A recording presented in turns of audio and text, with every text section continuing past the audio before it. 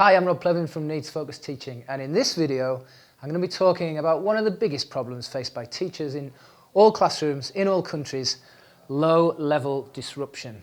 So it's that constant, incessant, non-stop chatter, that noise at the back of the classroom, or the side of the classroom, or the front of the classroom. It's the giggling, it's the pencil tapping, it's the fidgeting. It's all those little low-level things that on their own aren't too much of a problem, but taken collectively or over any length of time, they can literally drive you mad.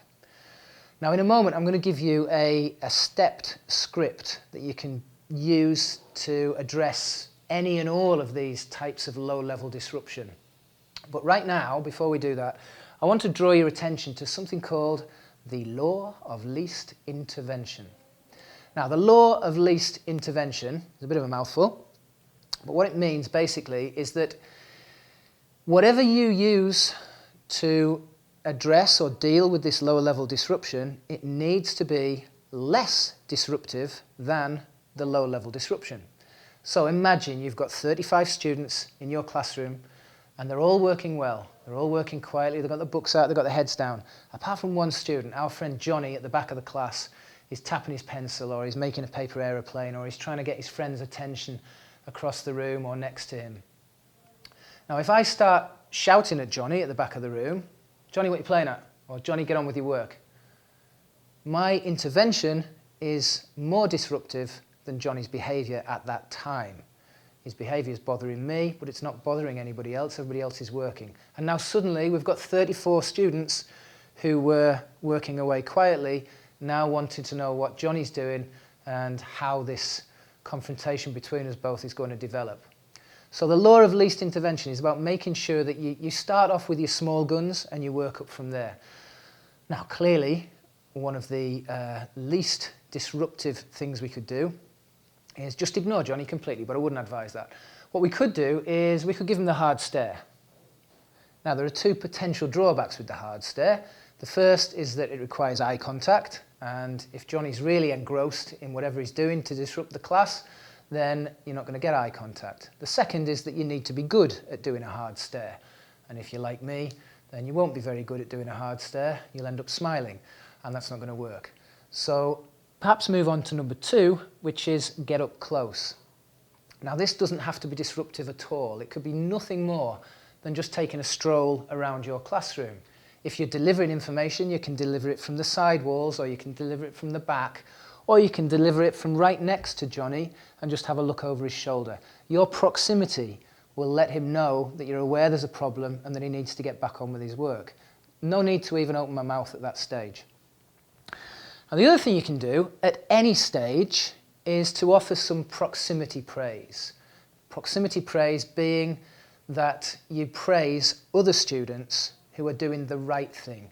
Remember, a big part of Needs Focused is about focusing on positives. We focus on what we want to see happening in the classroom rather than focusing on what we don't want to see happening in the classroom. We're trying to create a fun, positive learning environment, and that can't happen if we're constantly moaning at students. So proximity praise is best given to Johnny's friend, Johnny's next door neighbour, but it can also be given to all students all around the room, just telling them what they're doing right. Well done for getting on with that. Well done for what you've done there is absolutely brilliant. The idea being that when Johnny starts to hear other people getting some positive attention, that might be enough to draw him back into his work to get some positive attention too. It also shows him that your eyes are around the classroom. You know what's going on. You're looking for people, whether they're doing the right thing or the wrong thing. Okay, so there's three things we can do in line with this law of least intervention. This is before we even open our mouths. Let's now have a quick look at this script. Okay, now, just before we start giving our verbal instructions, before we start redirecting the behaviour with verbal instructions, just remember that these verbal instructions are always better given on a one-to-one basis. This isn't something we're going to shout across the room, because we're not then following our law of least intervention. Your students will respond much better to any form of redirection when it's on a one-to-one basis. So you're doing this on a personal level. So we're stating what they're doing or what they're doing wrong and what we want them to do instead. Now it seems very, very simple, but it has or can have a surprising effect on your students, because once you spell out to them how their behaviour is impacting on other people, other students, other people in the room, often that can be quite a revelation for them, and they can see that it's their behaviour that's stopping others from learning or bothering other people, and there's an element of positive peer pressure that comes into play there. So we're telling them what they're doing, you're putting people off with that tapping.